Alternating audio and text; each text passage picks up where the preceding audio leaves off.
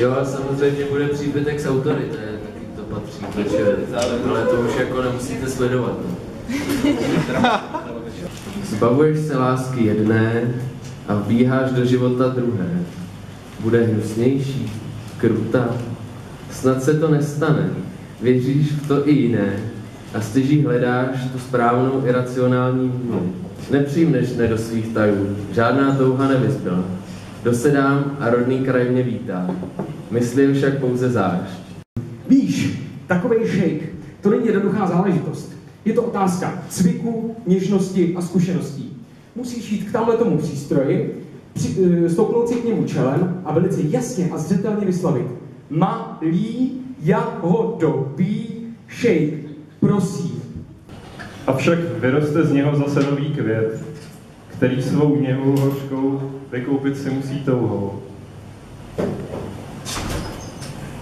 7.6.1941 Josef Doucek.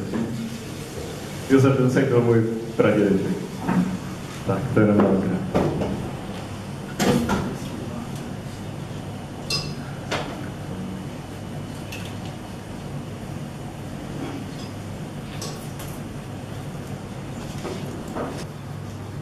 Nastalo takový ticho v sále. A ty světla nejsou tak moc osloňující, abych na nikoho neviděl, protože nás vidím. A nebo občas něco hledám. Včera večer před spaním psal jsem báseň, dost nerychlo jen tak od oka. A když už jsem byl u konce, papír jsem zmačkal, přeběhl přes pokoj a vypadl z okna. Snad se mi to jenom zdálo, tak bylo lepší zasnout a jít spát.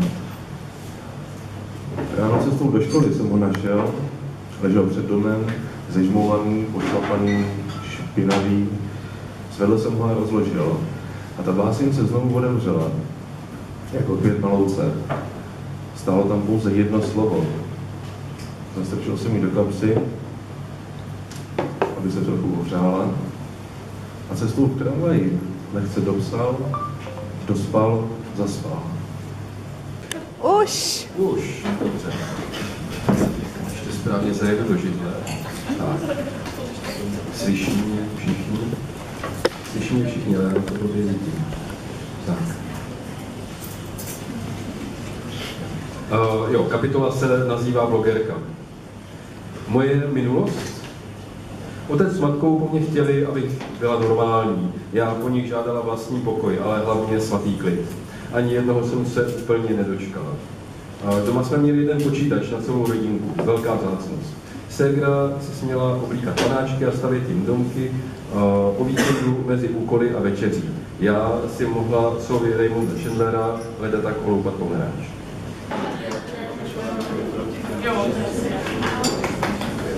Tak jo, Vojto, díky, že jsem se dostala na seznam. Můžu vás o něco poprosit?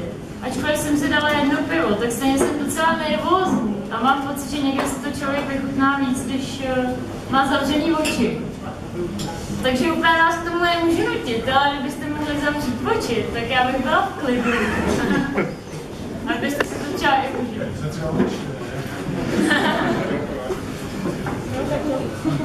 Tak jo. Kdo říká, že deprese přichází s podzimem? Je červenec. 25 milionů stupňů za oknem. Ležíš nahý na zemi a já brečím. Ležíš u ní v jiném pokoji, vím to, mlčím.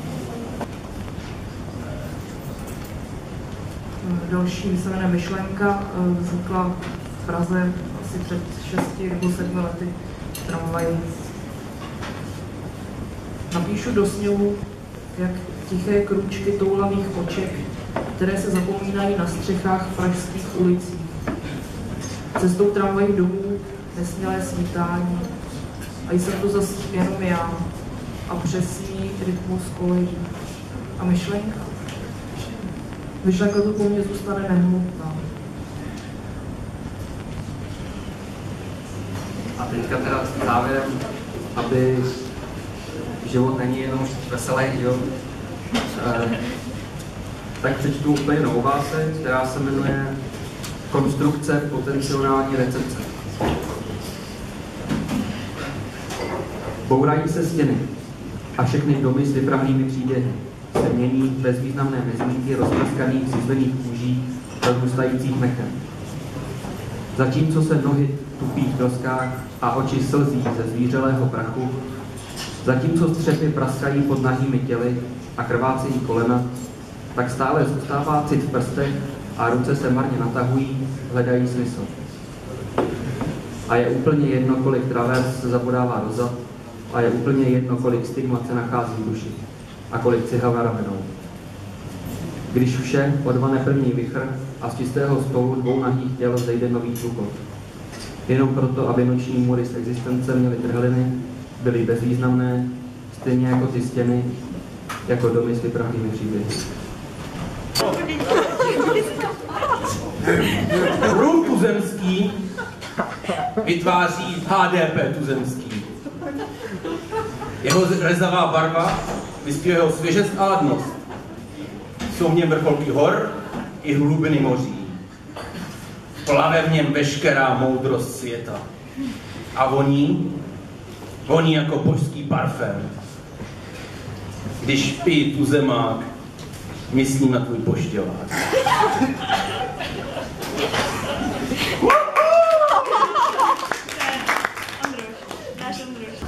A teď okno. Takový obyčejný komunizace.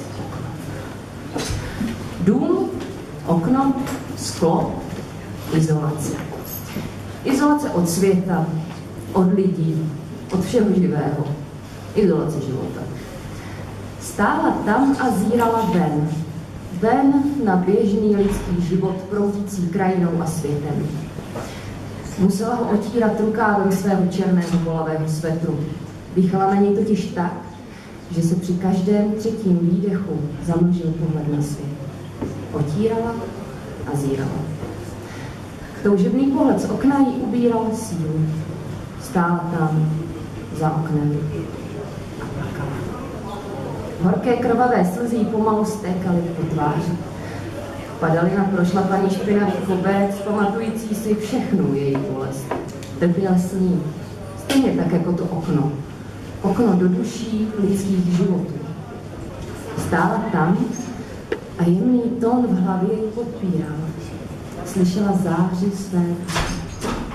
Stála tam a zpívala, tak potichu, že jí slyšelo jenom její já. Přitiskla ruku na to zamlžené kalné okno.